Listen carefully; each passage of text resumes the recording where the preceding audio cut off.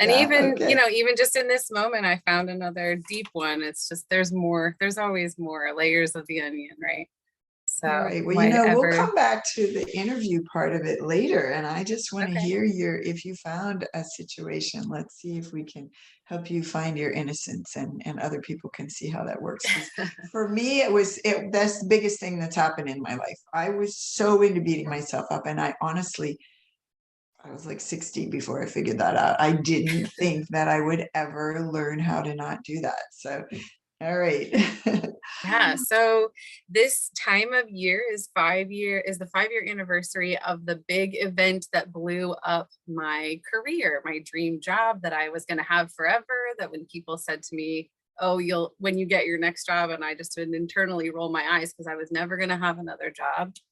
And I had a boss that really took advantage of my very willing and enthusiastic uh, attitude, and I had no boundaries. And so immediately, what I remember is this moment where I had little children at home, and it was a really hard year. One of my kids with special needs, and in a school that was far away from my office.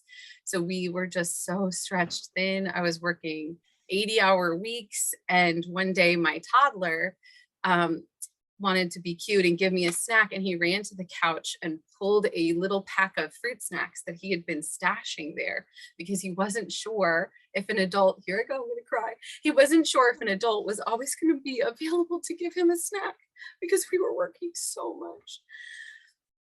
And it was this moment that I was like, oh gosh, I've mixed up my life. I have mixed up my priorities.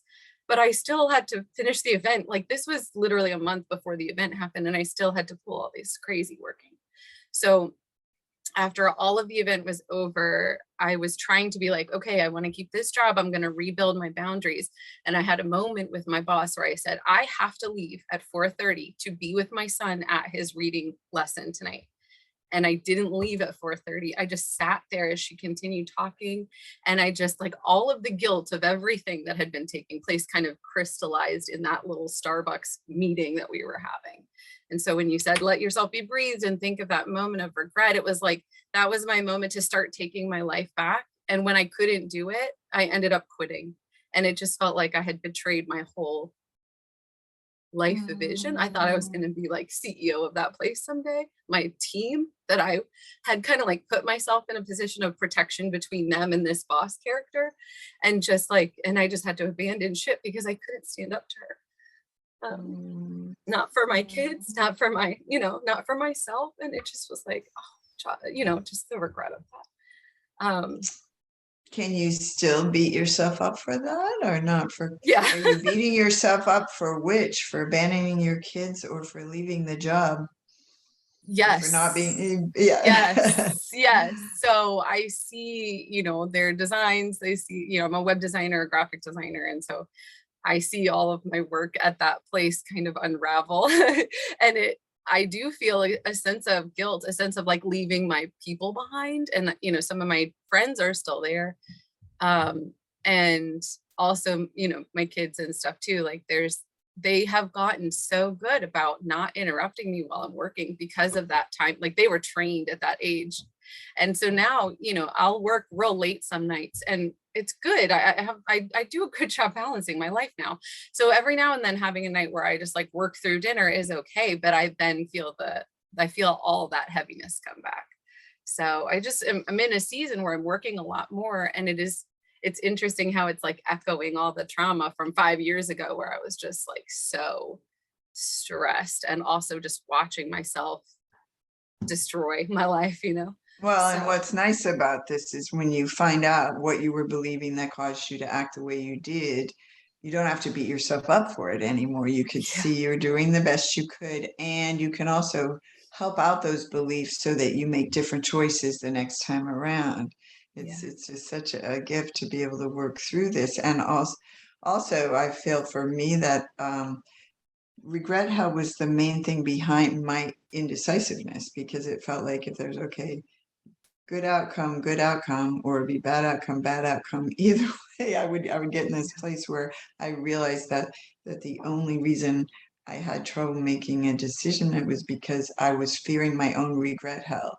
If I Yeah. pick that one, I'll beat myself up and wish I had picked that one, and vice versa. So once you are able to let go of that, so if you go back to the moment in Starbucks, or where's the moment where you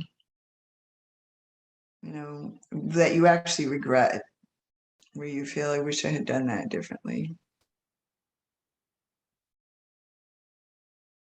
I feel like the moment in the Starbucks is a good moment where I wanted to like put my foot down and didn't. Um, because I felt Yes. like I was kind of like, where those moments where you sort of like detach from your body and you're watching yourself in the moment, but you still can't stop doing the behavior. Yeah. Um, So, and maybe your mind tells you, why didn't you, go ahead and have the conversation that would have reframed everything so you could have stayed at the job and you would have, or you saved my know, coworkers. Like if I had stood right, up to her in that moment, then she wouldn't be mean to them after I left. But then right. she would have. I know she would have, but it's that's not what my Uh, brain says in that moment. right. So in that moment, though, when you just sat there, even though you told her you were going to leave, you didn't go be at your son's event. You also didn't have a different conversation with her. Just think about who you were. I mean, you pretty much already summarized everything for us that you were up against at that time. And I And want then everybody add do your own. religion. Oh, I right. couldn't, it was a Christian organization. So there was like a whole mixed up little bit there where I couldn't, in that sense, I was like, she was my boss. She was my authority, a spiritual authority. And yeah, I felt so trapped, I think. And that was kind of like that moment where I felt trapped and I felt like I'm just sitting in a cafe, right? Like you can just stand up and walk out, like no one's holding you down. But I was sort of like stuck. Right. Now, everybody take your situation and think, who were you? What were you dealing with? What was your life like? What were you afraid of because you didn't know how to handle it any differently? You feared the consequences of any of your choices, Kaylee. You feared getting up and walking out. You feared having that discussion with her. You also now, you beat yourself up for staying to the point where you felt you had to leave the job because you didn't know another way. That was the lens. That's what you were looking through, the life you were looking through that had you frozen to that chair. Can you go and be with that you? Yeah. Like, Um, I love her so much in this moment, just thinking of you being rooted to that chair with all those, like, no win. It looked like a no win for you every way you turn there, you know? I really loved her. I'd worked there like 8 years and she was like really difficult. And so it felt really good to like manage the difficult person and like make everything better. And I Oh, the just wanted savior. her to stand up for me. I just wanted her to see all the work I had done. And I had over 100 hours of comp time because I had worked so much above and beyond 40 hours a week. And I just wanted her to like look at me and like validate all of that. And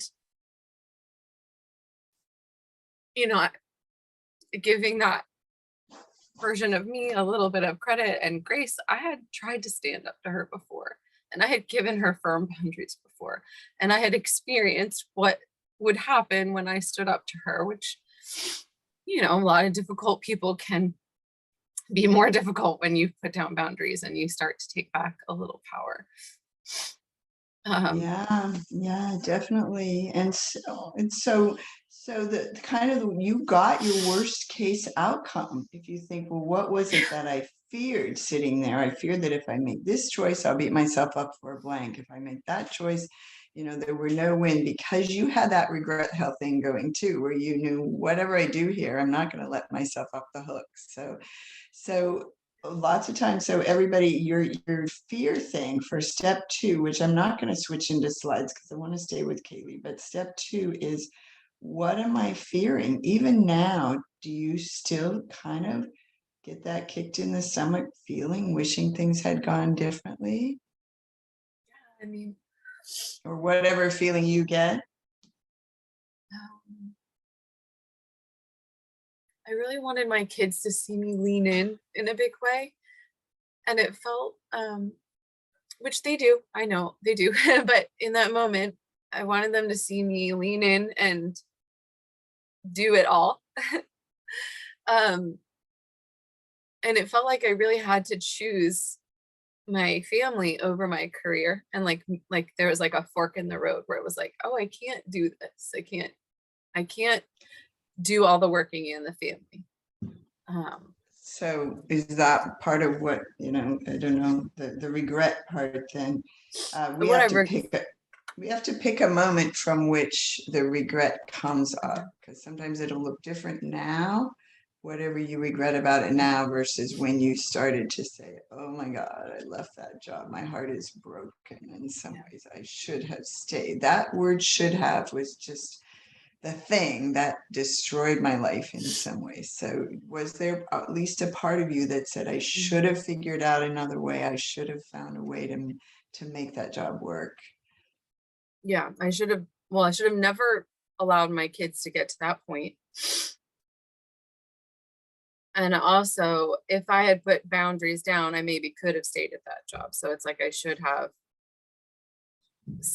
stood up to her so that I could have kept my job. Okay, so if we look at, what you fear was going to happen on either side, and again, you guys, she's got two scary consequences there. Lots of times we would only have one, but one is, oh, I'm going to lose the job, and the other is, I'm going to let my kids down, or there may have been, I'm Yeah. letting my coworkers. There are a lot of them. So our mind goes to, well, this is going to happen, and in that first moment of regret, we often don't know that it's going to happen, or so we can always say, this is part of step two. Can you absolutely know that that thing is going to happen that you fear, that this bad outcome is going to happen? But sometimes it's already happened. So from where you are now, it's already happened, and then we go to question two. Like, if it hasn't happened yet, I always say take your mind all the way to worst case scenario, because even if your mind says, oh, no, maybe it won't happen, but another part of your mind says, yes, but it could, and that'll terrorize you. So my freedom has come in going, go all the way to worst case scenario, and you're here. You lost the job. The coworkers didn't get to stay with you. People are messing with your creations, all of that. You didn't get to be CEO. You didn't stay. All of it happened. So if it was a future projection, or even now, the question is, question two is what are you fearing now? And then you go in and say, can you absolutely know that that's a bad thing? If the thing happens, or because it already did happen, can you absolutely know, even if your mind tells you that it's a bad thing? Well, I kind of have two, right? So the losing the job, one's the kids. And with the losing the job, it was probably one of the best things that's ever happened to me. Look, and now in hindsight, I wouldn't have known that in the moment, but I don't beat myself up anymore for having lost the job. Um, and then the other one's like my kids hating me or being mad at me. And because of the wheel of self-love that I did a couple weeks ago on my daughter, I've have this like clarity of that if she goes through this hating me, then maybe that's what she needs to do. Like I don't know that that's not a bad thing. Like there was time where I needed to be mad at my parents and everything that they did wrong in my life. And then I began to heal and get over that. And so actually, because of a different wheel of self-love, I don't know that Benjamin hating me would be bad, Um, Yeah. I can really like Yeah. rest in that. Right. And suppose, what if in some world it is even bad? I mean, the reason the wheel of self-love the concept of self-solidarity got invented is because I did something, even after all this work, even after going years without anything really triggering me on this level. I did something kind of so outrageous in some people's minds, and the way things unfolded, that I was absolutely sure I had done something that was really going to be hurtful to my daughter, that she might get kicked out of college, that she might never speak to me, that she might go into depression. She might, my mind went crazy with that. And guess what? That was the worst case scenario that helped me invent all of this, because I saw that what if all of that happened? It is still not worth blaming the one that did the best I could. I really went back to that moment when I did the thing that later I feared would cause something bad for her. And I could see I was absolutely doing the best I could. There was such a spark of love behind what I thought I was doing. I was not only helping her, I was helping other kids in her department. And in a way, in the end, I may have. It was that activist part of me that came out. And if we go back, and maybe this bad thing does happen. And again, everybody in my community knows there is no such thing as a bad and a good outcome. We all know that we cannot know. You've all had those experiences where something, quote, bad happened and it led to something really good. Like you said, losing the job has you more where you are now, which resonates with you on a lot of ways. So was it a bad thing? So it's like that, where you can't necessarily always know. So yeah, you just have to realize that even if it does go so that it creates pain for someone else, you still have to find that you could not have done it any differently. That concept, I could have done it differently, it just doesn't even exist. If we could have, we would have. And I go really deeply into this stuff in the book. Somebody who, not very many people have read it, but someone who was reviewing it last week said, "Oh my God, I feel like I've changed so much just reading that," because you can't go back to that. It couldn't have happened differently because it didn't. It shouldn't have happened differently because it didn't. So can you find that? And that you cannot know, you are not in charge of your children's paths, of what's getting created or accomplished in the grand scheme of things. So everybody out there, remember that step 2 part.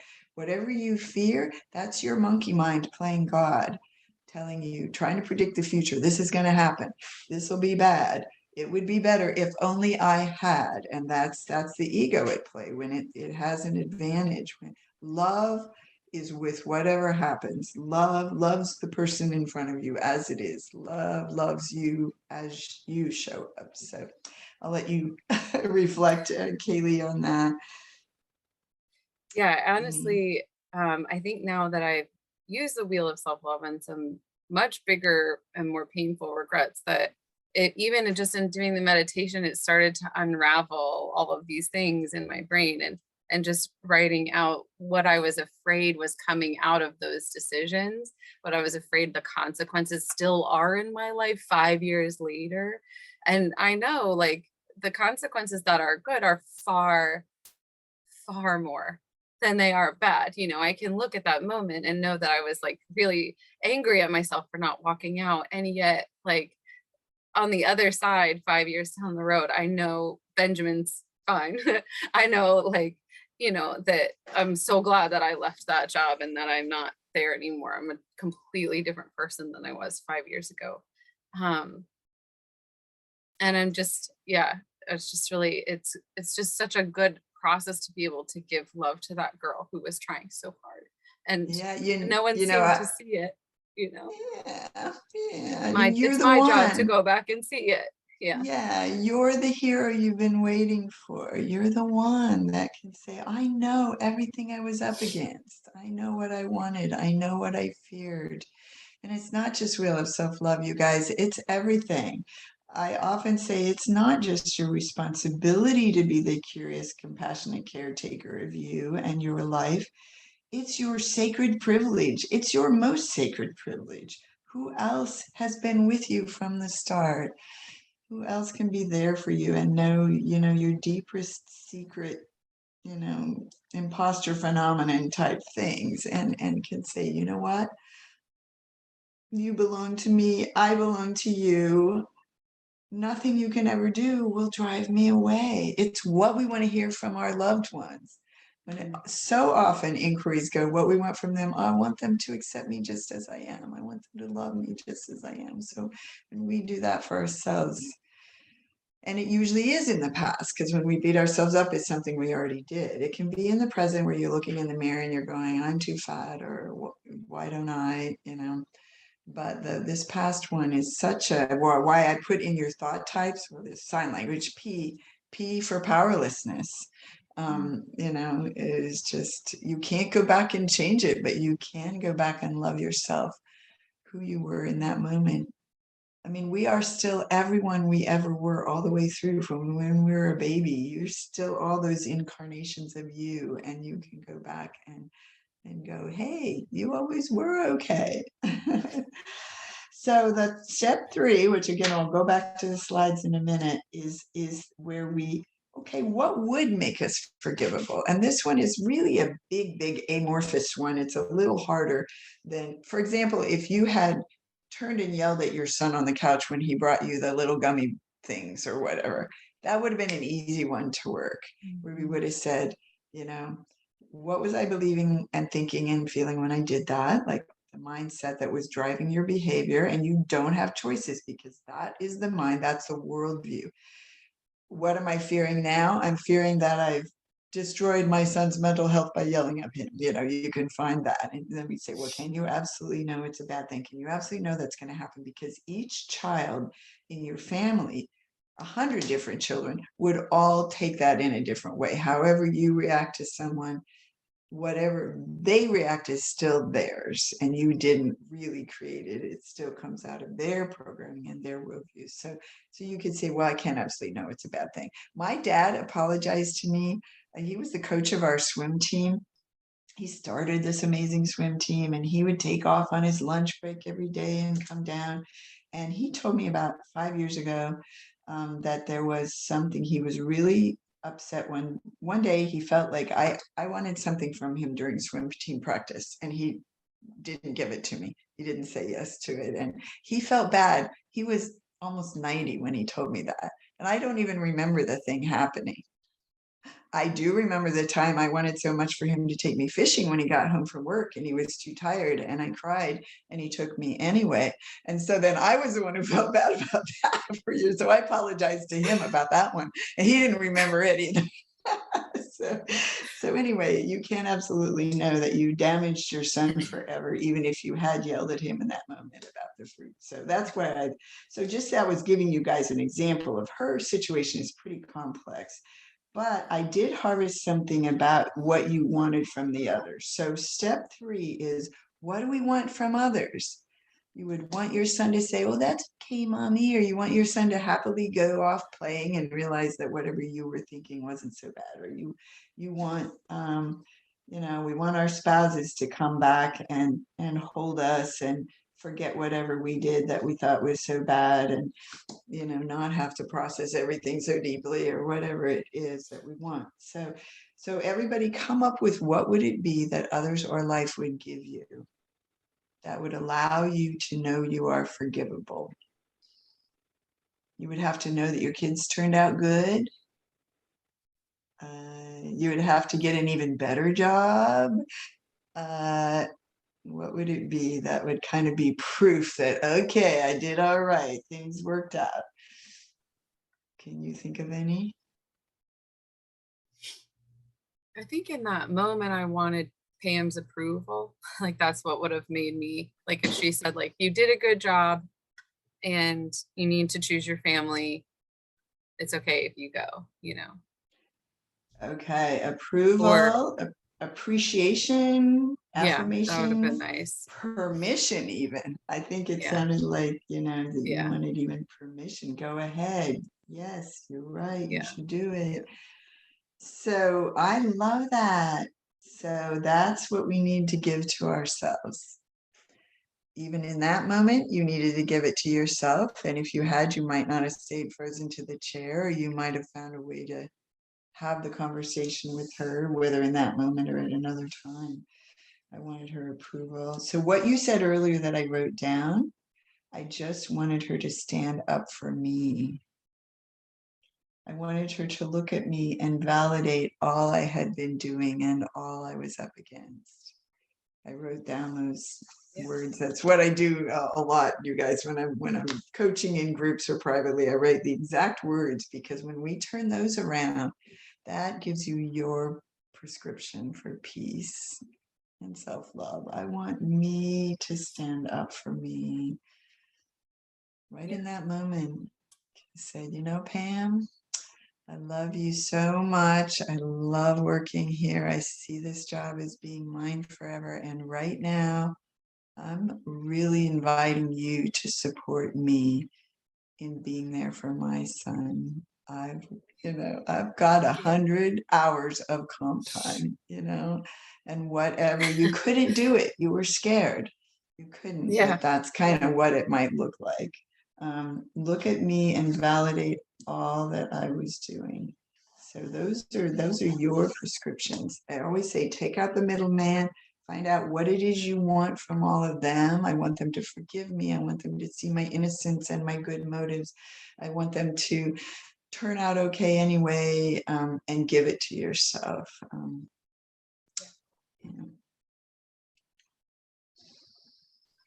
So, can you think of a way you could give it to yourself? A way, Oh you don't have yeah. to tell us, but you can start Honestly, thinking of. just validating my leaving the clinic, like just even just here today, just like being like, yes, that was the right thing to do for me, for my family, like for the team, for the staff. I shouldn't have been protecting them. They need to build their own boundaries and stand up to her too. Like I shouldn't have been protecting Pam and keeping her like from offending people. If she's gonna offend people, she should offend them. Like it was good for me to leave that place, It was good. So It was good trouble, because you're it was now you're good. here.